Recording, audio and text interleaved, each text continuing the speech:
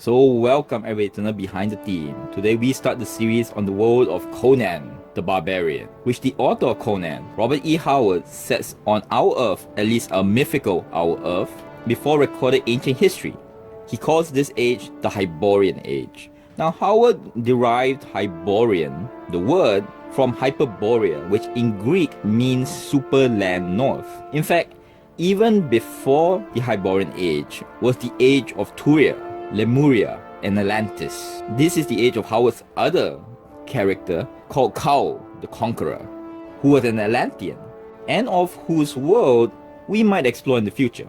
Now this age of Kau and Atlantis and Turia and Lemuria was put to an end with the cataclysm that actually resulted in the sinking of Atlantis. The resulting world was that of the Hyborian Age, and if the geography of this Earth looks a bit weird, it is because Howard came up with the world before the geological theory of plate tectonics was well known.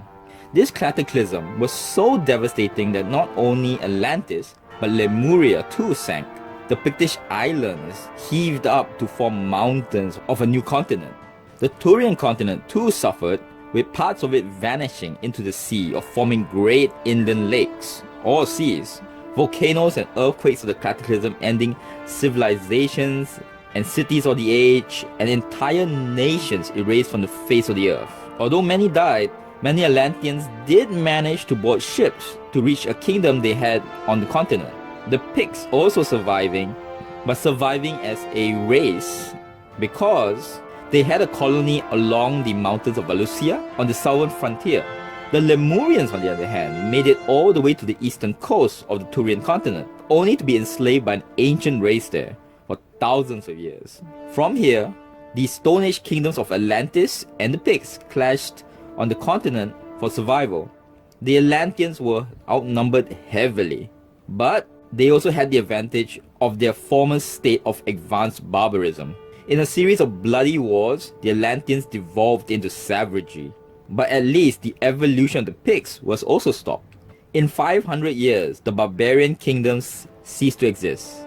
It is at this time in the far south, untouched by the cataclysm, and still pre-human, the remnants of a non-Valusian civilization dwelled in the low mountains of the southeast. These are the Zemir. While in the far north, a group of barely human savages fled the cataclysm and fought a species of snow apes for dominance and winning, driving them beyond the Arctic Circle. A smaller second cataclysm then happened, causing a great inland lake on the continent that separated east and west. The earthquakes, volcanoes, and such, ending the barbarian civilizations too.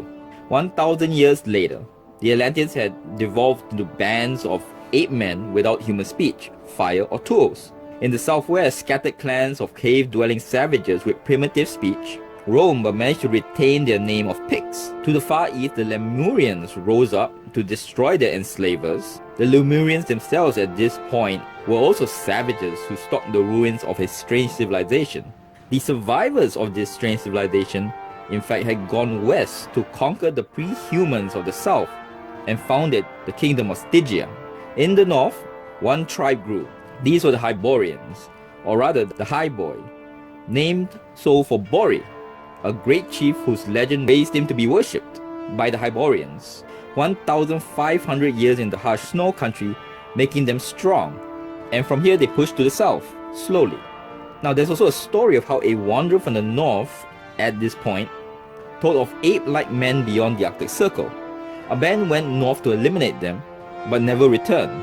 So from here, the Hyborians drifted ever south. Now that's where we will end today. Next time we talk about the continuing history of Hyboria. So subscribe, comment, let me know what you think. Thank you very much. Till next word.